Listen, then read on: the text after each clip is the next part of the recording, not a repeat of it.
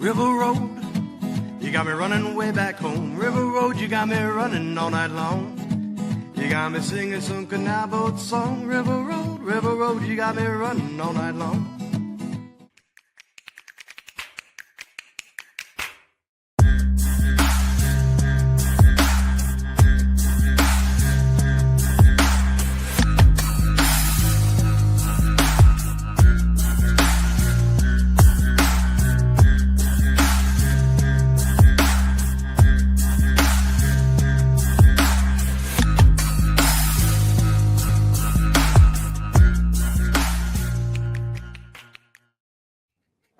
All right, everybody. Welcome to another episode of Niner Nuts. I'm Dan here along with the whole gang. Mr. Jimmy B got his computer fixed, and Easy E is here with us as well. Gentlemen, how are we doing? We having a good week so far? Yeah, I found my computer plug. It was in the couch cushion.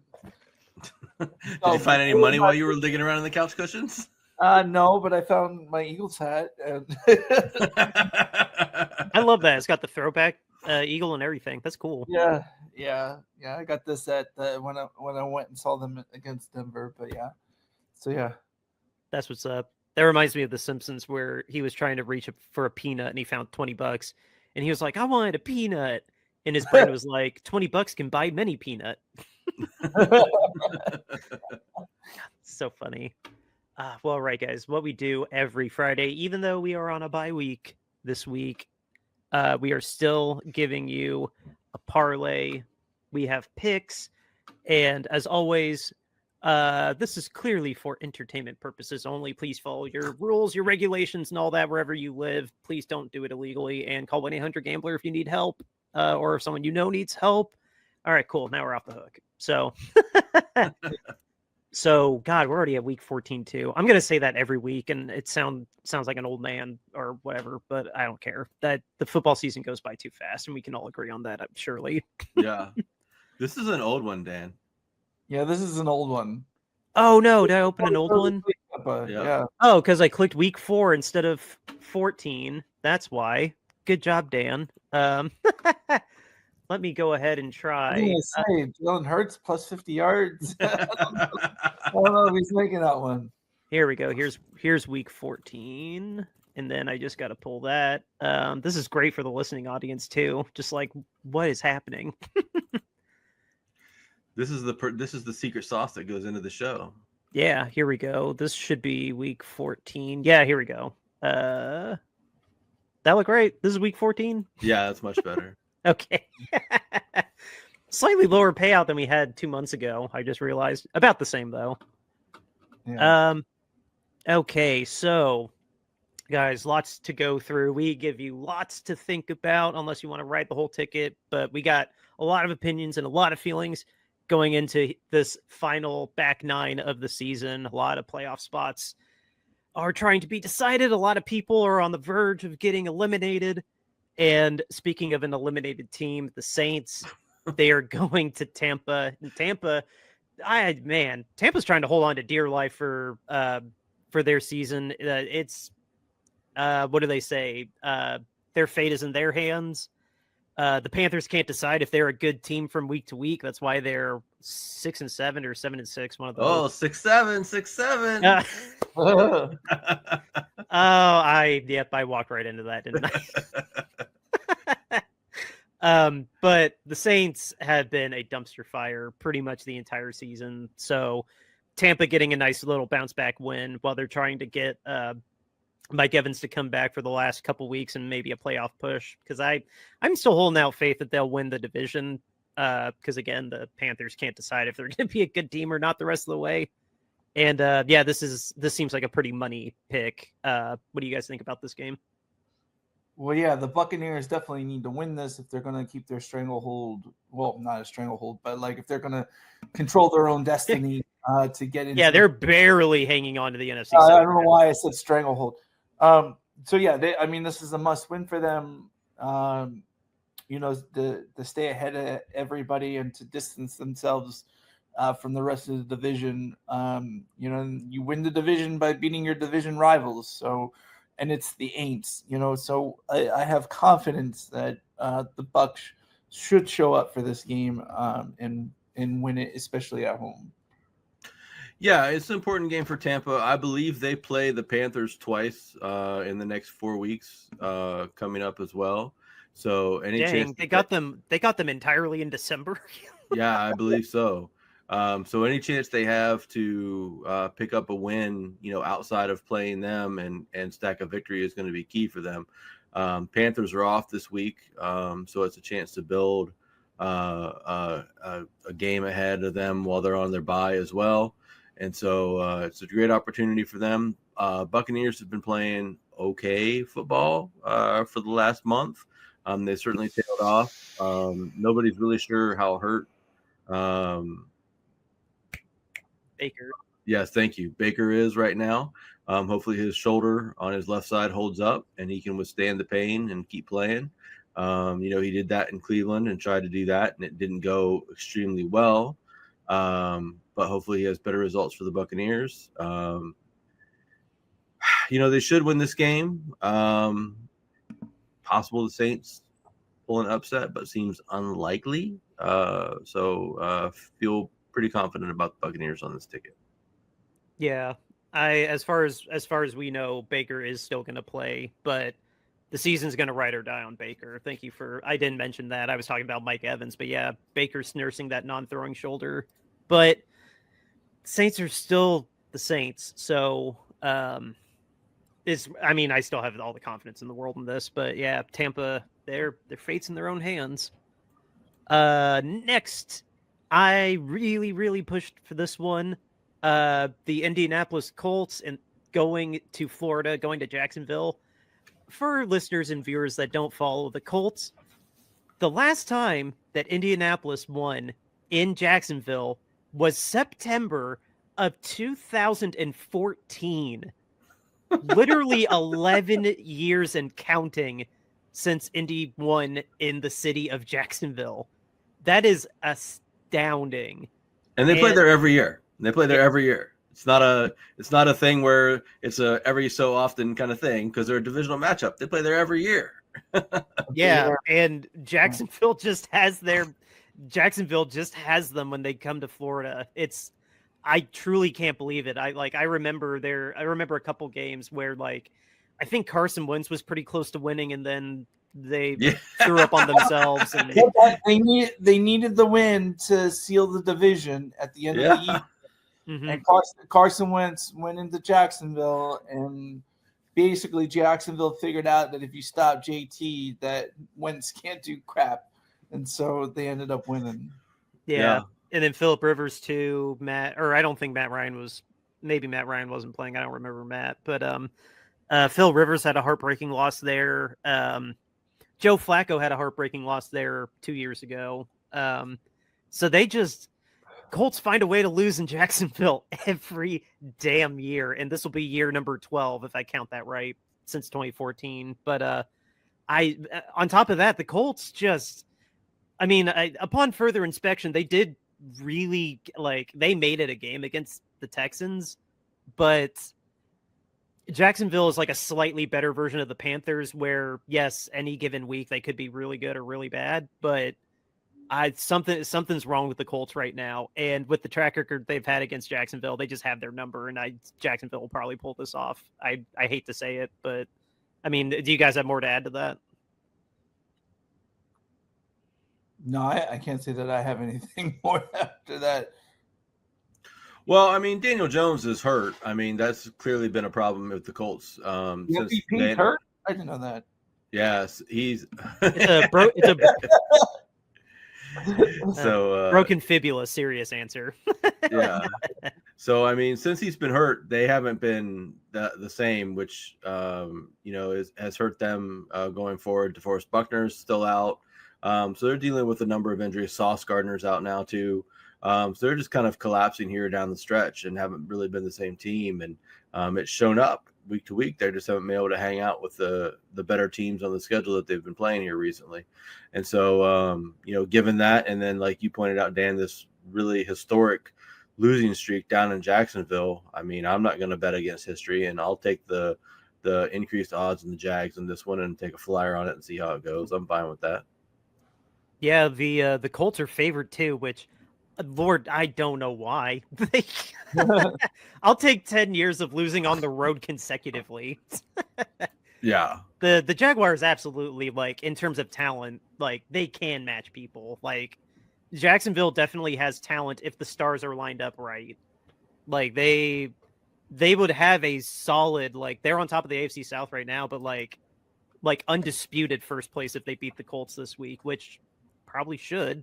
Like, I don't know, breaks my heart saying it, but yeah, I pushed for this one being on the ticket. So let's move on to Denver going to the Raiders.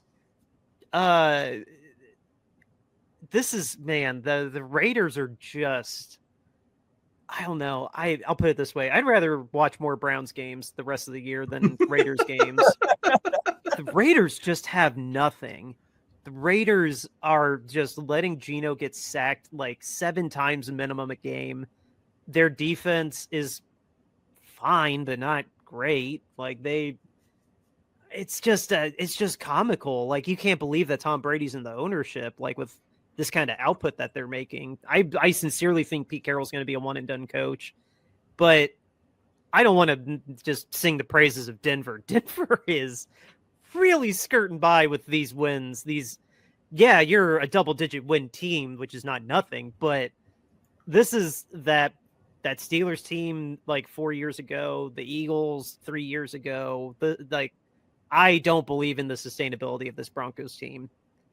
They'll still beat the Raiders because the Raiders suck, but I don't know this. I don't let this inflate your egos, Denver. You guys are still like, I think you guys are sheeps. I think you guys are bad. I think you're about to be the emperor with no clothes.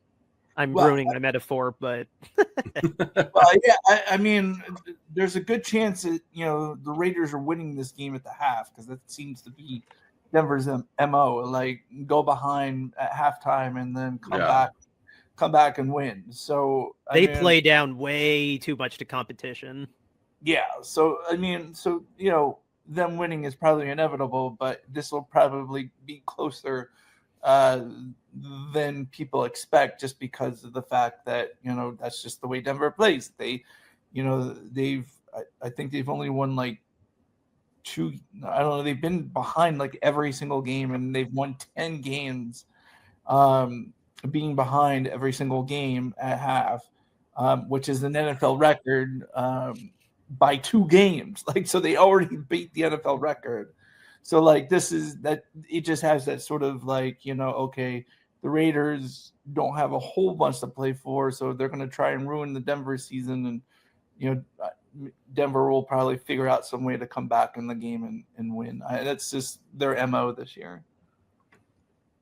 Yeah, I mean, my analysis is the Raiders are trash. They're just really, really trash. And second that. The Broncos, while we've talked about the fact that they are probably a wolf in sheep's clothing, they're still worlds better than what the Raiders are. So I have no doubt that the Broncos are going to win this game. To your point, Jimmy, might not be a big 35-3 bashing or anything like that. Might be something more like 24-14 or something like that, where the Raiders are sticking around for the first half for some inexplicable reason. But the Broncos are going to win this game. There's no reason for them not to, unless there's some injury to Bo Nix or something like that. But the Broncos are going to win, and they're going to go to 11 wins, and the Raiders are going to fall further down the cliff and wonder what the heck they're doing in their offseason. They had to go to overtime to beat the Marcus Mariota-led Commanders in Washington. These guys are in Vegas. This makes me really want to throw $1 onto the Raiders covering the spread just to see what happens. The spread is... Oh, it's got to be at least 7.5. 7.5 on the dot. Yeah, nailed it. And Jinx, we both got 7. No, I don't know. I'm not gonna say I regret this on the ticket, because no, Denver's definitely gonna win, but I may throw $1 on the Raiders covering the spread just because that's the way that Denver likes to win these games. Yeah. I mean, they might win on a field goal at the end of the game, and like it just you don't know. But I mean, like yeah, Denver 10 wins, and I think all 10 of their wins they were down at the half. So and they only lost to the Colts on a very, very fluky leverage penalty that brought the kicker 15 yards closer, and then he nailed it. Yeah. So they were one really questionable. I don't think it was personally, but the amount of times that gets flagged when it should, sure, I'll listen to that debate. But anyway, the Denver should still. I think we've kind of beat this horse. No pun intended.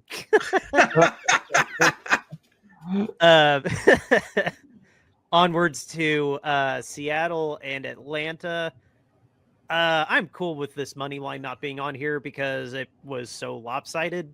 But to still pick something out of this game, JSN is on a tear. Him getting 70 yards against, he's probably going to be lined up mostly against AJ Terrell, which is still fine. He's going to easily still win the. I don't think he's going to win the Triple Crown, but he'll end the year with probably 1,800 yards, if not cross the 2K line for the first time in NFL history. All that's to say, 70 yards from Jackson Smith and Jigba. It's a money pick. It's all the confidence in the world in this. Like, if you guys pushed for 80, I would have even said sure, but we'll play it safe. We want to actually win. So, as for the game, the Seahawks are just going to kill the Falcons. Their season's just falling apart. Kirk Cousins, like, I don't know, maybe he'll have like, I don't know. He's always a stat monster, so maybe he'll end up getting some garbage time stats out of this. But there's nothing else to say other than the Seahawks should just utterly destroy them.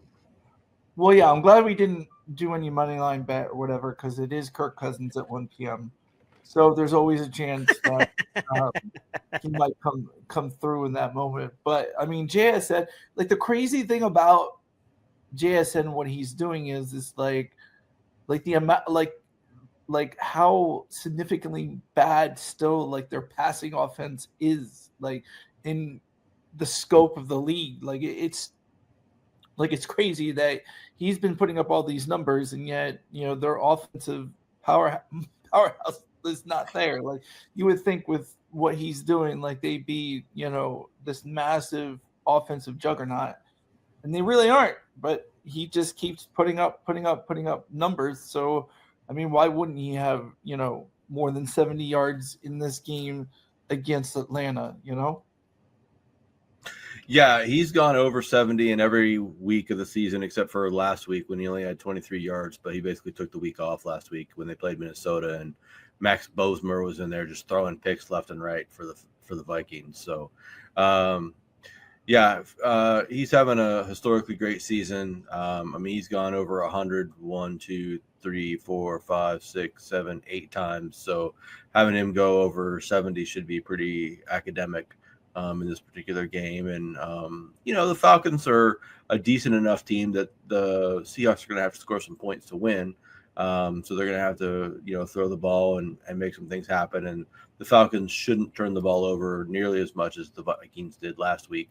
So they're going to have to rely on their offense to score those points. And what better way to do that than moving the ball with JSN? So feel pretty confident about him getting 70 plus this week.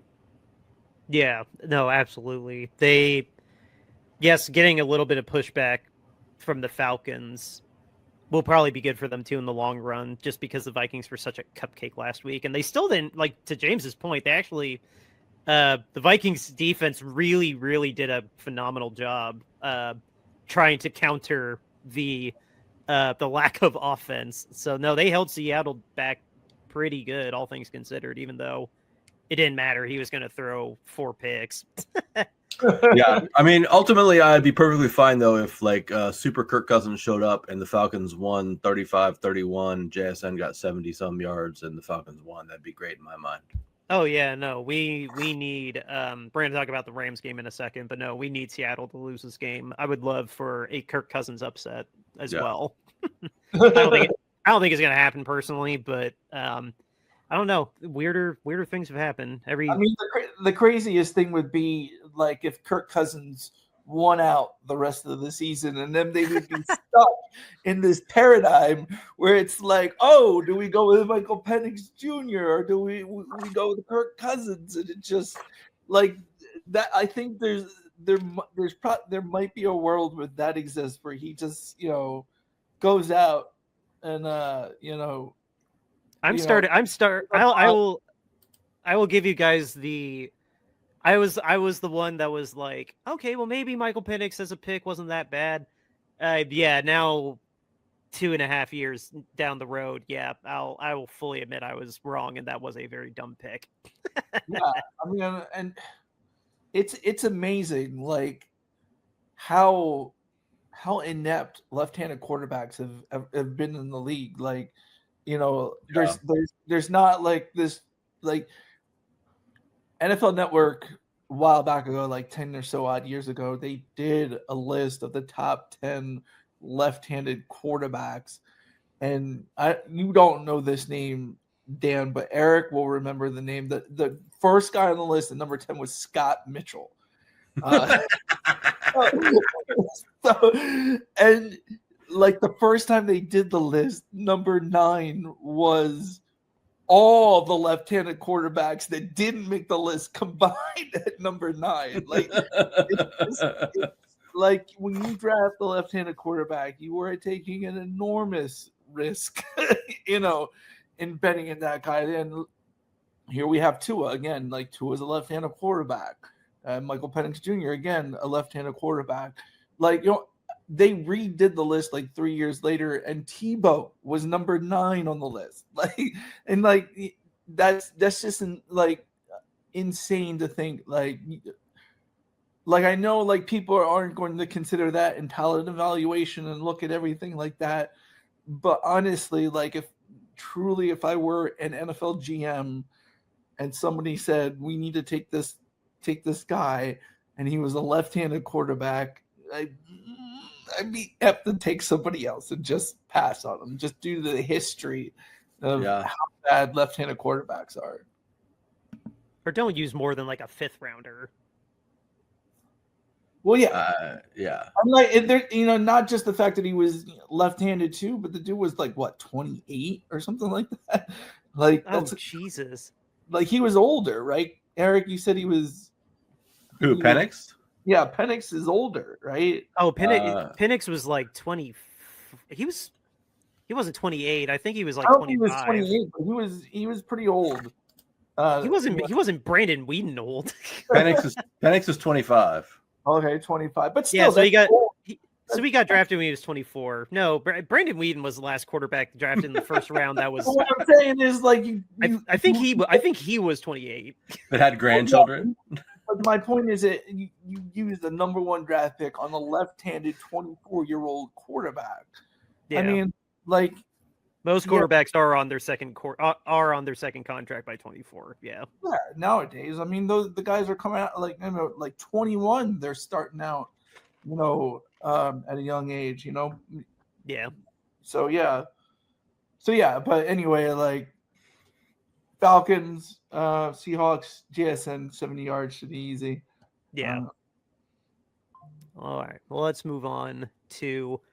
I cannot believe that this is a 1:00 game. I am thrilled. I'm very happy it is. Like I mean, I'll still have to split my screen, but the Bengals are going to Buffalo, and sure, the last time we called for like a shootout track meet, it ended up not being, and it also wasn't that exciting of a tank bowl on top of that when the Browns played the Dolphins. But now that Joe Burrow is back, and Josh Allen is once again carrying the Bills on his back because that defense is not that good either. This is I feel that I'm speaking for everybody when this should be a defense need not apply game. Absolutely. Joe Burrow, we know, can score 40 points just in a blink of an eye. Josh Allen, he's already had multiple Superman games where he's rushing and passing for a touchdown.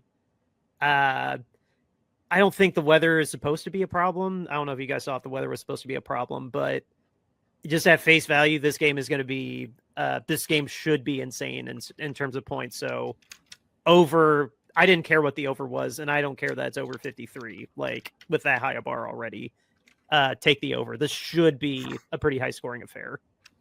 Well, yeah, and they're like the Bengals have not been mathematically eliminated from the playoffs yet.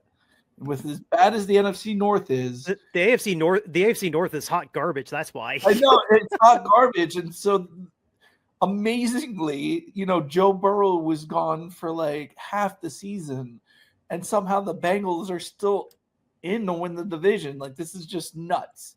And so, Joe's the type of guy that's like, oh, we have a chance. Okay, I'll go throw for 400 yards and, we'll score 40 points, to take out the Bills, So, yeah, I mean, this is just insane. But they're still in it, and that they might actually beat Buffalo because Buffalo doesn't have a defense either. And so it might be one of those games where, it could even go to overtime and, whatever. Just one of those games where it's just like whoever has the ball last is going to win because the defenses can't stop each other. So, yeah, I mean, this is like the fact that the Bengals are still in it is just crazy. And I think while they're still in it, Joe's just going to go out there and just make sure that he's going to do everything that he can to make sure that they stay in the playoff hunt.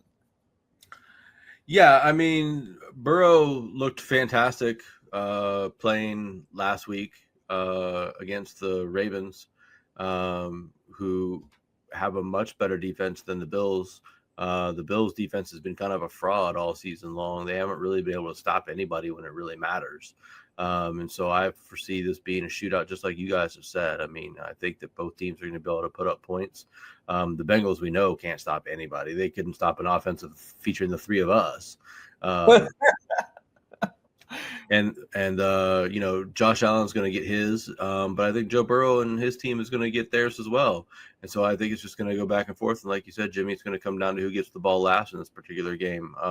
I did look up the weather. It looks like it's going to be cold and a little windy, a little snowy, but nothing too crazy. And so I think there's still a good possibility of this going to the over. I mean, it's really only like a 28-25 football game. And I don't think that's going to be unheard of for this particular matchup. So, I mean, I think the Bengals could give up over 30 points a game on their own. So, them giving up over 30 to the Bills and then scoring 20 some themselves, I mean, I think is highly reasonable. So, certainly anticipate this going over.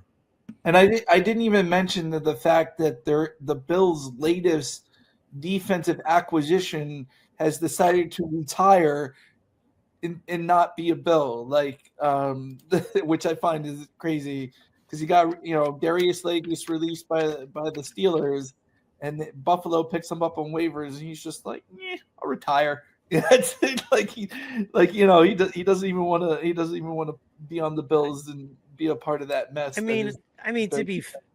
be fair, with how kind of overrated the Steelers are, like taking a little bit of like a mental break of just like, I mean, he's got a ring too. What's he really going to be playing for? Because no one's going to be like paying for him again either. So going to cold Buffalo and probably not even going to win the division because of the Patriots. But I mean, yes, they'll probably still make the playoffs, but I don't know. I kind of understand where he's coming from.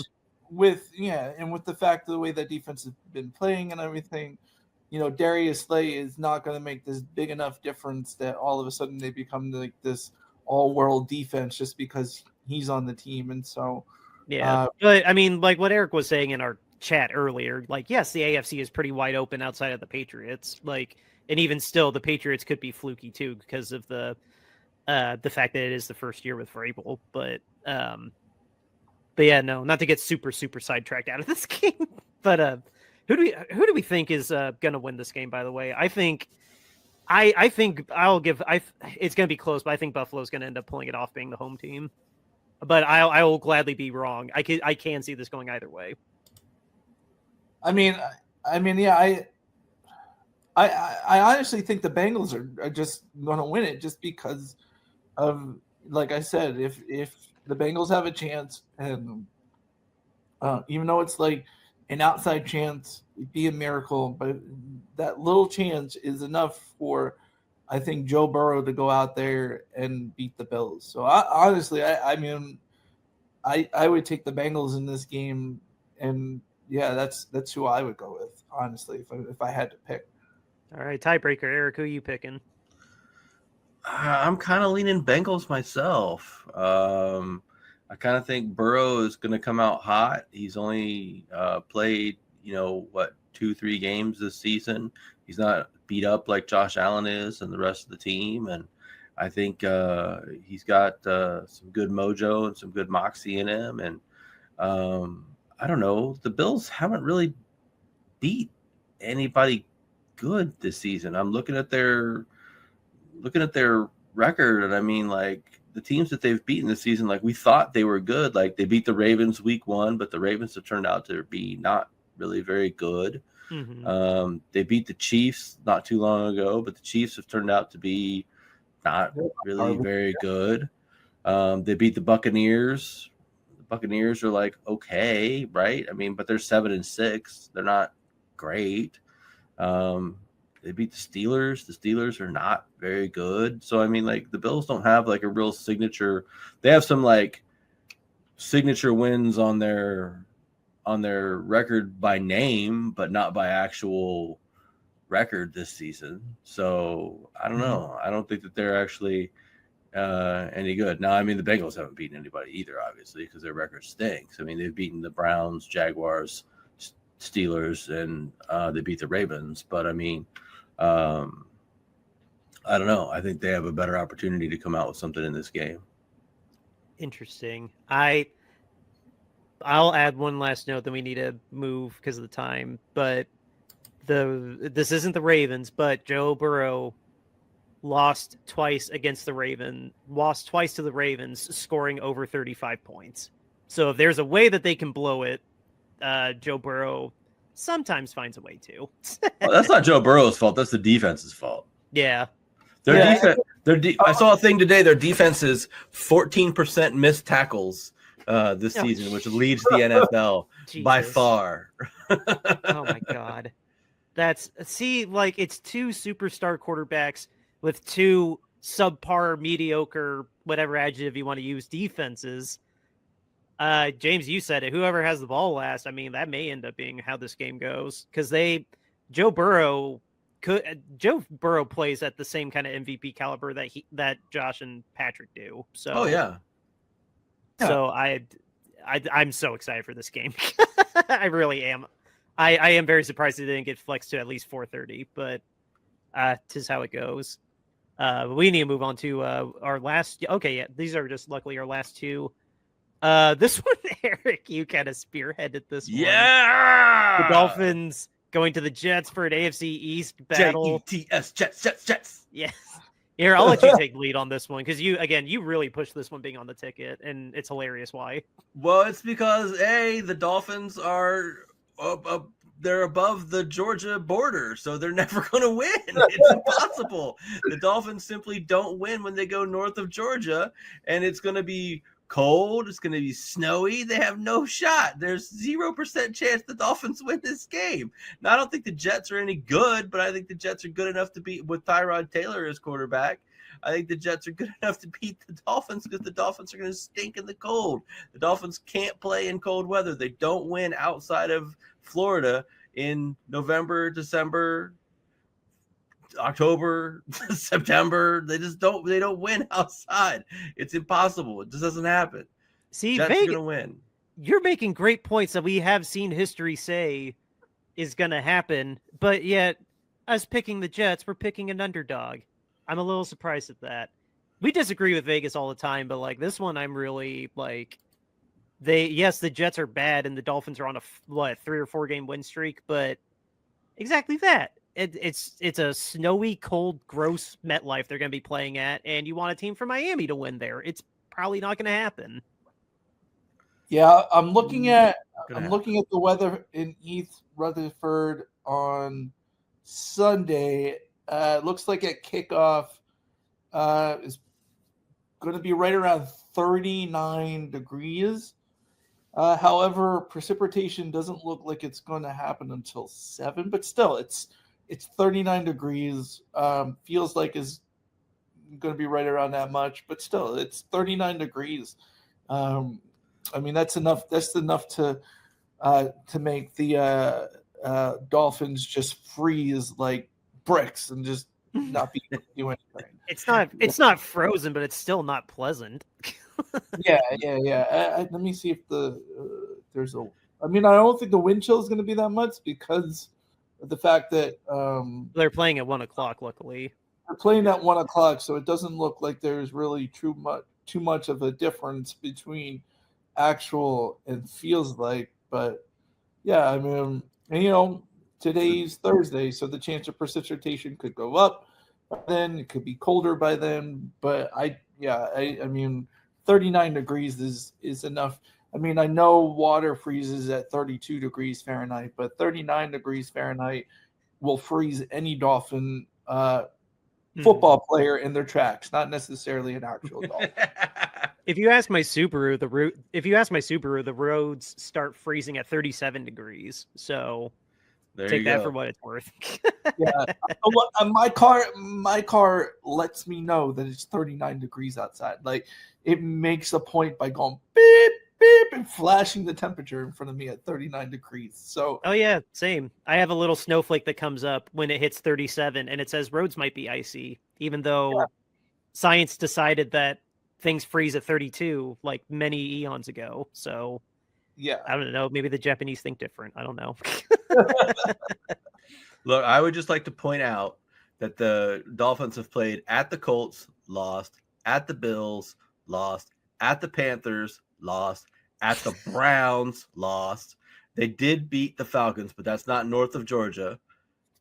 And so they don't win north of Georgia. It's impossible. They don't win north of Georgia. They don't win in the cold. It doesn't happen. And haven't they won like the last 2 out of their 3 or something like that too? Like they've strung together a couple of wins just recently. They've won 3 in a row. A little bit of momentum going on. Yeah, they've won 3 in a row. But it's an interdivision game. It's north of Georgia. It's going to be cold. Like, that's a lot stacked against them. Yeah. Oh yeah. And let's be real, Mike McDaniels is probably going to be since Black Monday's not really like a thing that much, aside from like maybe 2 coaches get fired actually on Black Monday. I think Mike McDaniel is going to be the one coach that's fired on Black Monday for 26. Probably. Yeah, probably. And the Jets, since Tyrod Taylor took over, they're not terrible.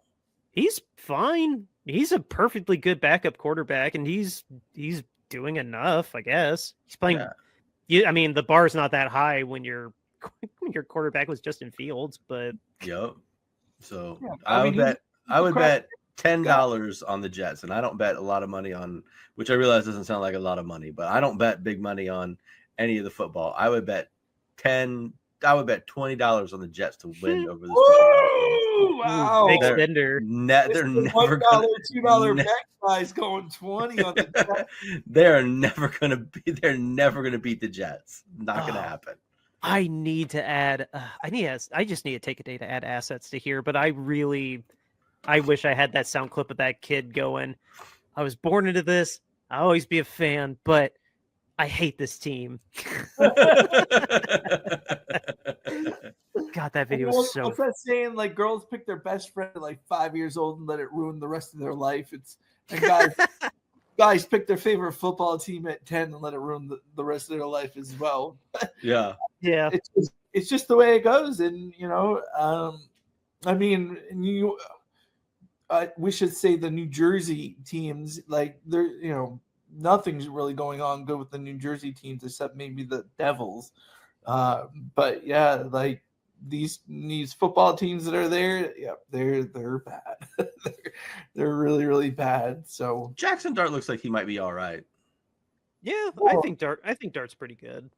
Yeah, he can't run as much though. Like if he keeps running, like he's gonna be out of the league quicker than anything. Yeah, he's gonna have CTE in about 2 more weeks. Oh, for real. Yeah, like it's crazy. So I mean, the Giants do have a decent core of young talent, but They have an interesting roster. yeah, and the thing about it is though they have a GM who I think he got lucky with those picks because just and Yeah. like I don't know if I came on the show or whatever, but somebody has a burner account that's defending him, left and right or whatever. Could be his wife, which fine. You're going to defend your husband under a fake account, whatever, yeah. So like it becomes real obvious that it has to be either him or somebody close to him when you're the only person defending him on Twitter and the actions that he's got going on. Yeah. So, Yeah. But they have an interesting little core there. I mean, their roster with Neighbors and then Dart and Scattaboo and then the guys that they have on defense. I mean, like Abdul and Burns, and they got he hasn't really been that good this year, but I really like their safety Hollins. He was a Dolphin last year, and I was really hoping we got him for like a veteran safety, but he went to he obviously went to the Giants. But yeah, so I mean, like they have an interesting roster if they could put it all together. I mean, they just need somebody that can get it going. Yeah, they need a coach, and I don't know if you saw the list of who they're looking at. They're not going to retain. They're not going to retain the guy that looks like a Bond villain.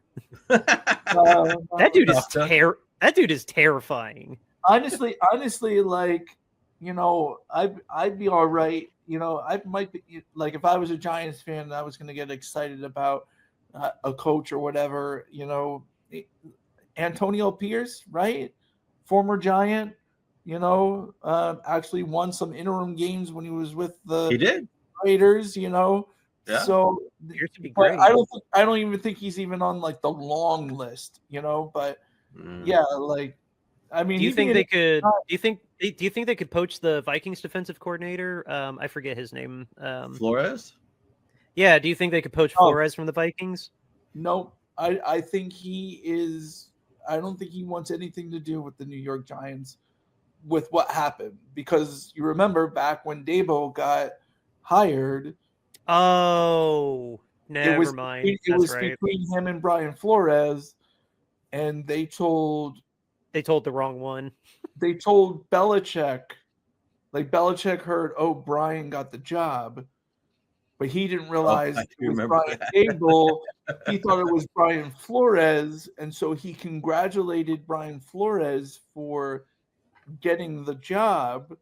However, I don't think Flores had been interviewed by that point, which made it like a violation of the Rooney Rule, because I don't think he actually had interviewed. If I'm remembering correctly, he wasn't even interviewed when Dable got the job, and that's what caused the whole stir, because I think Brian Flores was like, "Hey, I haven't even interviewed. I got the job," and then and JK. So and honestly, Brian Flores seems like the type of guy that has the gusto and the willpower to say, I'm going to take this lawsuit and make people testify and do all of that, because the only way the NFL is going to get him to shut up is if he takes a head coaching job, and they'll be like, well, we're going to give you this head coaching job if you drop the lawsuit. But I don't think he wants to do that. I don't think he wants to drop the lawsuit.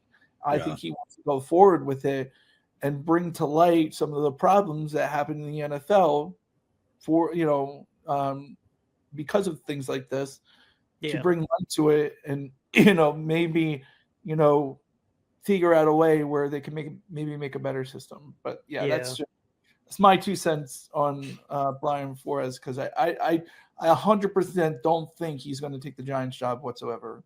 No, he's a good coach, though. I think he would be a good coach for them, but he's not going to take it. He's a good compliment to O'Donnell too. Like in Minnesota, having O'Donnell as like the more offensive mind and Flores as the defensive mind, like They'll replenish the roster and be fine next year. This year is just this is a write-off year for them. But I mean, Brian Flores would be a great coach. I mean, he would be absolutely like, Yeah. If I was starting a football team or I became a GM, I would love to hire Brian Flores as my GM. He literally went 9-7 with the organization against him. Yeah. Wanting to lose and doing everything they could to make him lose. And he still went 9-7. So that's like, okay, imagine if he got with an organization that wanted to win, Yeah. So I think Brian Flores would be a great coach. I don't think it's going to happen until people testify, and then we'll see what happens. Well, hey, we're on our last game. What? I said we still got the Rams game. Yes. I don't know if there's much to say about this, though, other than it is an anomaly. I don't understand. I don't think any of us are ever going to understand what happened last week. I know any given Sunday, like, the Panthers should not have won last week. No. That was a very, very weird, fluky. Stafford had 3 turnovers, 2 picks, and a lost fumble. Like, wow. I've heard of off weeks before, but Jesus, that was. I say all this as a build up to. I feel bad for the Cardinals because they are just going to get all that frustration from the Rams, and Stafford 2 passing touchdowns, money line. I keep saying all these picks are like money picks, but Matthew Stafford, like, reminding everybody, hey, we're still one of the best teams in the NFC, if not the best team in the NFC. I feel bad for the Cardinals, even though they are at home. The Rams should take care of them with absolutely no problem. Probably. My question is, does anybody want to win the MVP in the NFL? Like, the minute we get told, oh, this guy's the favorite, boom, he turns into, freaking Cinderella after the ball, or it doesn't. Every time somebody gets propped up, oh yeah, this is probably the MVP, and then boom, they go out and play like crap. Like, honestly, like, I'd be willing to. I don't even know what the odds are, but I'd be willing to take a bet that Myles Garrett, if he crushes the NFL sack record, he's going to be named MVP. I mean, he's got what, 4 games to get, or 5 more games to get 4 sacks or something like that. Yeah, he's at 19 right now. He only got 1 against Purdy, but yeah, he's at 19 sacks, I think. This is week 14, right? Yeah. So that's 5 games. He has 5 games to get, 4 sacks? I mean, imagine if he gets up around like 26 or 27 sacks and just crushes the record. Like, and with the way the MVP pool has been with quarterbacks and stuff, he'd have a legitimate case to be MVP. I'm sure Eric is looking up the odds right now. 30,000. 30,000? He is plus 30,000. Not plus 3,000, 30,000. Yes, he's plus 30,000. The same odds as Christian McCaffrey. Jesus Christ. Dude, hold on. I'm sending somebody $1. That's some disrespect to Christian McCaffrey. Jesus. I think, wow, that's some disrespect to him. Who was favorite? Was it still Stafford? Drake May is the favorite at -135. Stafford is plus 125. Oh, and then everybody else is way behind. No, Drake, dude, I only got bits and pieces of it, but Drake May does look pretty damn good. I would be surprised if he got it over Stafford, though, just because give Stafford this last award, even though he already has a Super Bowl ring. But Drake May looks really damn good, guys. If you've not paid attention to Patriots football, he's really good. Yeah, I mean, I'm just saying, like, it's announced that like Garrett would have to get like 28 sacks in the season, I think. Yeah. To be in the conversation, be like, oh, maybe this guy's the best player in the NFL, which you could argue at that point. Like, if he gets 28 sacks, like, you could definitely argue like he's the best player out of anybody in the NFL at his position. Hell, if his Achilles popped today and he didn't play any of these last 4 games, he would still probably win Defensive Player of the Year. That's how dominant he's been. Well, yeah, and I'm sure Eric can find what his odds are win the Defensive Player of the Year. But yeah, he's got to be minus 250. It cannot be. He's got to be in the minus already. Like he's minus 1,400. So, yeah. Damn. So yeah, I mean he's legitimately on his way to win that. But I mean, back to back. If something happens to Drake May, or maybe Drake May goes out and I don't know what big games you might have left coming up.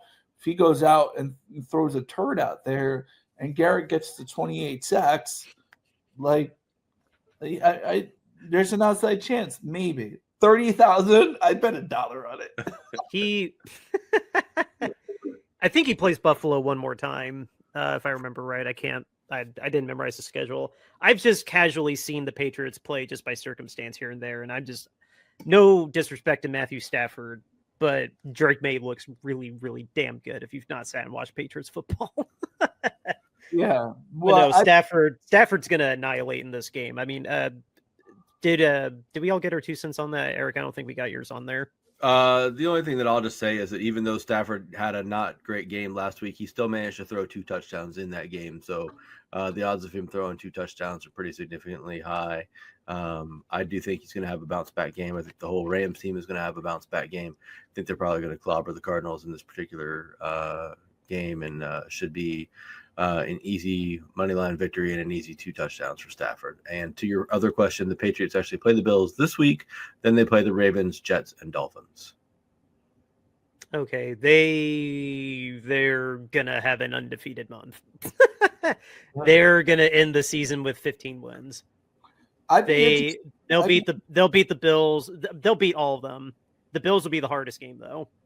I'd be interested to see the timeline of when Tom Brady bought a ownership stake in that cloning company, and when Drake May was created. We'll say, I wonder if there's some overlap there, but yeah. God, that's hilarious. All right. I think with that, we need to give our shout out, our weekly mandatory shout out to our sponsor, Royal Retros. What is Royal Retros? It is your go-to place to get yourself an authentic throwback jersey. Whether it's football, baseball, basketball, any of the major sports, they got you covered. Check out the Candlestick collection. It's still there. It's still beautiful. It's curated with Bay Area fans in mind. It's got 49ers gear. It's got baseball Giants gear. Want to make that distinction. Baseball Giants. But when you find something that you like, you use the promo code Shady Sports, and it gets you 10% off of the entire order, not just things in the Candlestick collection, not just special items. Anything you throw into your cart, you get 10% off with the promo code Shady Sports. It helps us out. It helps out everybody in the network of Shady Sports programming here on YouTube. They've been awesome partners with us, and we love sharing this code with you. Again, it's promo code Shady Sports to get 10% off of your entire order at royalretros.com. Go get yourself an authentic throwback jersey today, and just shout out to them for being with us for so long. Mr. Jimmy B, we are also selling T-shirts, but with a little bit of a twist. Let the people know about our T-shirts. So, guys, we are raising money for Mountain Comprehensive Care Centers in Kentucky. We've been doing this for over a year now. They're a nonprofit organization that helps women, escape domestic violence and things like that. And so we are trying to raise awareness as well to the fact that owner standards are less than player standards when it comes to reporting negative news on them. You will hear plenty of negative news about players, but ownership is sort of dug. You have to dig a little deep and, go around. But so we're saying owner standards are less than player standards. And so we are selling our T-shirts to raise money for Mountain Comprehensive Care Centers. Right here we have our statement here. $22.99 gets you that in the T-shirt. We have different colors, different sizes. Next up, we have our podcast logo art.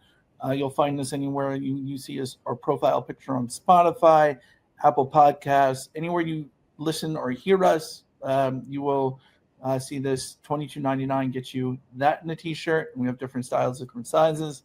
Next up, we have our alternate podcast logo art. $22.99 gets you that in a t-shirt. We have different colors, different sizes, and different styles of that. And last but not least, how can you say no to our mascot, a peanut, sitting on the couch, eating peanuts while cheering on his San Francisco 49ers? $22.99 gets you that in a t-shirt.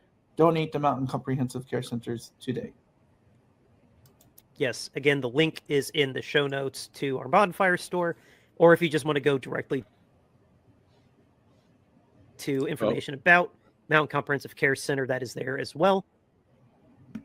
But yeah, we just want you to have a nice t-shirt and know that you're helping out a family in need. Eric, what were you about to say?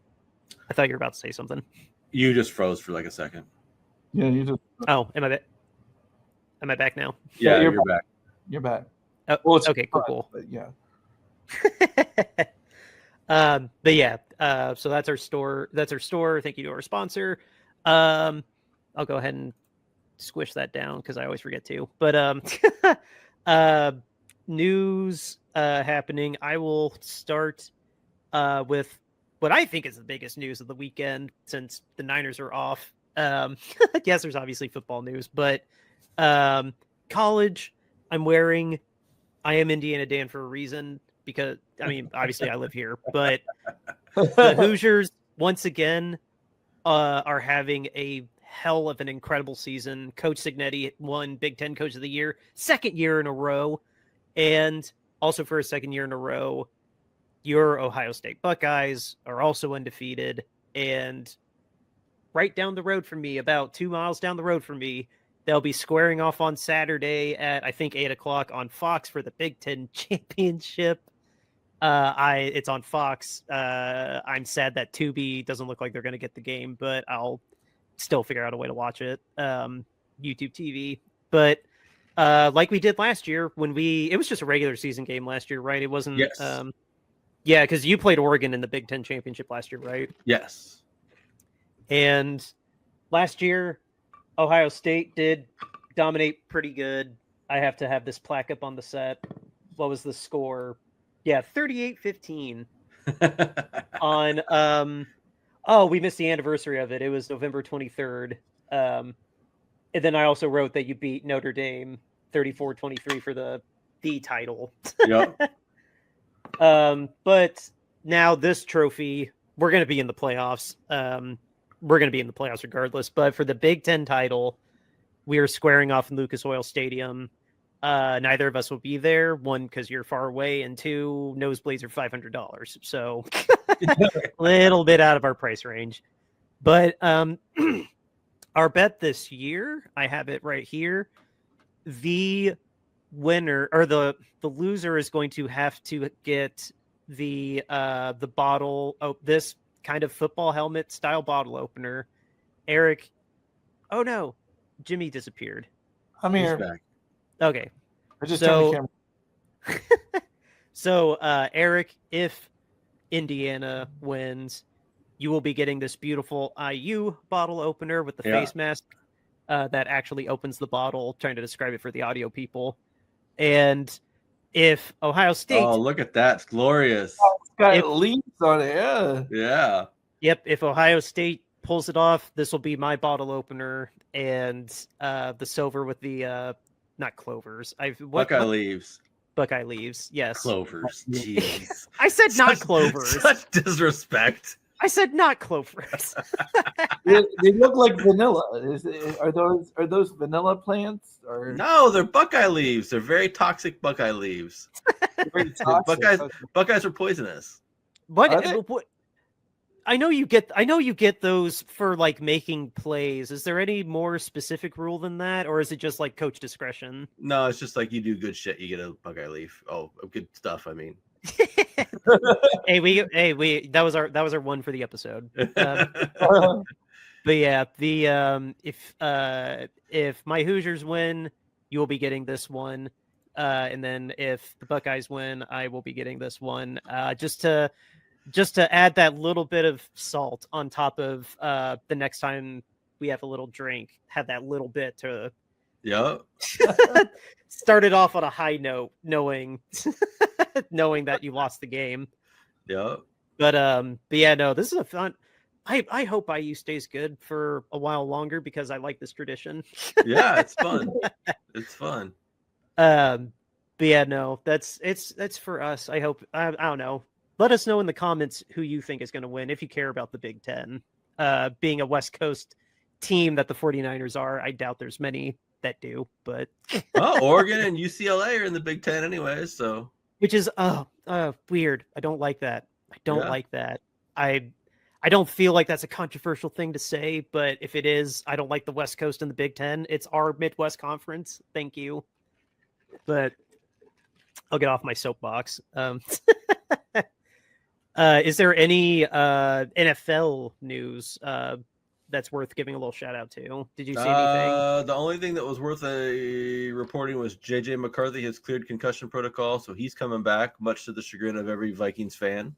He conveniently got out of concussion protocol after I forget his name. Max Bomer. Conveniently gets in concussion protocol the week after he stinks, and then he's conveniently out after the next guy was worse. Yeah. So he's coming back, and it's currently for the evergreen part of the podcast 3-3 Lions and Cowboys. I need the Cowboys to win. I know we don't really like to root for the Cowboys. I think it benefits us if the Lions lose anyways, but I need the Cowboys to win. I've got a pretty good underdog parlay going this week, and it starts off with the Cowboys winning tonight. So need the Cowboys to win. Yes. Oh, actually, we're going to move up no matter what. Did you see that graphic I sent you guys? Yeah. That like we're moving up no matter what. We're not going to be 7th seed no matter what. So if that's not the ultimate, like winning the bye week, I don't know what is. But come Monday night, we are going to be at least the 6th seed. And we can go all the way up to number 2 if the Rams and the Seahawks and the the Bears, if all of them lose, maybe the Eagles, I can't remember. There's a chance for us to get to the number 2 seed. That's what I'm trying to say. Yeah, which would be crazy. I'll take going up to the 6th seed is just fine by me. Yeah, we're getting the 6th seed if nothing else. Like it's just semantics at this point. We just got to officially have the games go. Yep.